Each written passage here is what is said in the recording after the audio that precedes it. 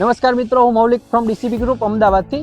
મિત્રો, આજે તમને ધોલેરાના ગ્રાઉન્ડ લેવલની માહિતી આપવા માટે આવ્યો છું. એટલે કે ઇન ડેપ્થ આપણને આની હું વાત કરવા માટે આવ્યો છું, જે આપણને ધોલેરાની અંદર કઈ રીતનું અત્યારે ડેવલપમેન્ટ થઈ રહ્યું છે.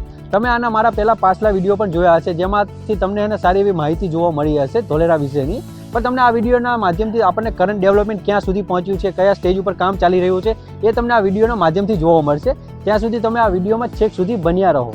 જો આ જે સિટી છે એ આપણા ઇન્ડિયાનું પહેલું પ્લેટિનમ રેટેડ અને ગ્રીનફિલ્ડ ઇન્ડસ્ટ્રીયલ સ્માર્ટ સિટી છે, જે આપણને ગુજરાતની અંદર ગલ્ફ ઓફ ખંભાત પાસે આખું સિટી ડેવલપમેન્ટ થતું જોવા મળે છે. અને હું જો ગ્રીનફિલ્ડ સિટીની વાત કરું તો આ સિટી આપણને ઝીરો લેવલે ડેવલપમેન્ટ કરીને એક નવું સિટી બનાવવામાં આવે છે. એને આપણે ગ્રીનફિલ્ડ ઇન્ડસ્ટ્રીયલ સ્માર્ટ સિટી કહેવામાં આવે છે, જે આપણા ઇન્ડિયાનું સૌથી મોટું ઇન્ડસ્ટ્રીયલ હબ બનવા જઈ રહ્યું છે. અને આ સિટી આપણને ગુજરાતમાં સ્ટ્રેટેજિક લોકેશન ઉપર આપણને ડેવલપમેન્ટ થતું જોવા મળે છે. અને આ સિટીની અંદર આપણને IT industries, automobile industries, aviation zone અને એમઆરઓ સેન્ટર આવી અનેક પ્રકારની આપણે ઇન્ડસ્ટ્રીઝ આ સિટીની અંદર ડેવલપમેન્ટ થતી જોવા મળે છે.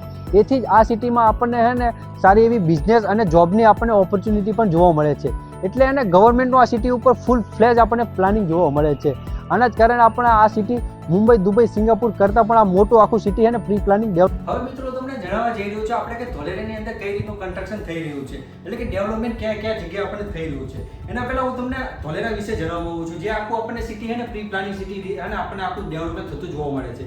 જે તમે આ જોઈ રહ્યા છો, આપણને ધોલેરાની અંદર 22 ગામ જોવા મળે છે, જે આ ગામોને મર્જ કરીને આખું આપણું ધોલેરા પ્રી પ્લાનિંગ સિટી બનવા જઈ રહ્યું છે. અને જે તમે આ મેપ જોઈ રહ્યા છો, એ આપણે ધોલેરાની અંદર આપણે ટાઉન પ્લાનિંગ કરવામાં આવ્યું છે. TP1 થી લઈને TP6 નું આપણે ટાઉન પ્લાનિંગ આમાં જોવા મળે છે. એની અંદર અત્યારે આપણને TP2 અને TP4 ની અંદર ડેવલપમેન્ટ થતું જોવા મળે છે. એને આપણે અત્યારે એક્ટિવેશન એરિયા કહેવામાં આવે છે, જે આપણે 22.5 સ્ક્વેર કિલોમીટરનો આ એરિયા અત્યારે આપણે પહેલા ડેવલપમેન્ટ થતો જોવા મળશે.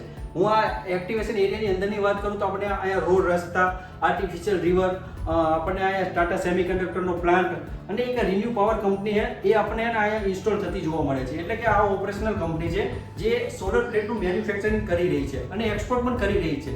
એટલે આવી ઘણી બધી આપણને ડેવલપમેન્ટ એક્ટિવેશન એરિયામાં જોવા મળે છે. અને ઘણી બધી કંપનીઓ પણ આપણને આ એક્ટિવેશન એરિયામાં અને એમના કામકાજ ચાલી રહ્યા છે.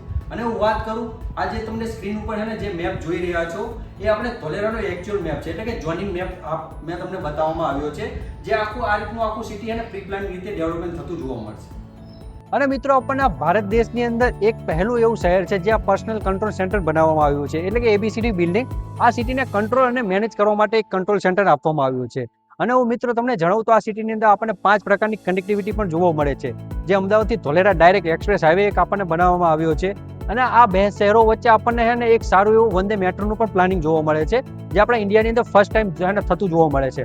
અને આ સિટીને આપણને એક DMIC કોરિડોરનું કનેક્શન પણ મળતું જોવા મળે છે. એટલે કે આ ડેડિકેટેડ એક ગુડ્સ ટ્રેન માટે એક રેલવે ટ્રેક બનાવવામાં આવ્યો છે.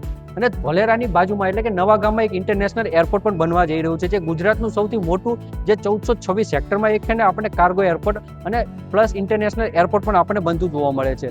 અને આ સિટીને આપણને સી પોર્ટની પણ એક સુવિધા મળવા જઈ રહી છે. એટલે કે આ સિટી આપણને વર્લ્ડ વાઇડ કનેક્ટ થતું પણ જોવા મળશે. એટલે કે આ આપણને આવનારા સમયમાં એક ઇમર્જિંગ માર્કેટ આપણને આ જોવા મળશે, જે આના કારણે આપણને આ સિટીની અંદર વર્લ્ડથી પણ ઇન્વેસ્ટમેન્ટ આવી રહ્યું છે. અને ફોરેન ઇન્વેસ્ટરો પણ આ સિટીની અંદર સારું ઇન્વેસ્ટમેન્ટ કરી રહ્યા છે, બીકોઝ આ સિટીની અંદર સારી એવી સિક્યોરિટી અને ઇન્વેસ્ટરો માટે સારી એવી ઓપોર્ચ્યુનિટી પણ જોવા મળે છે.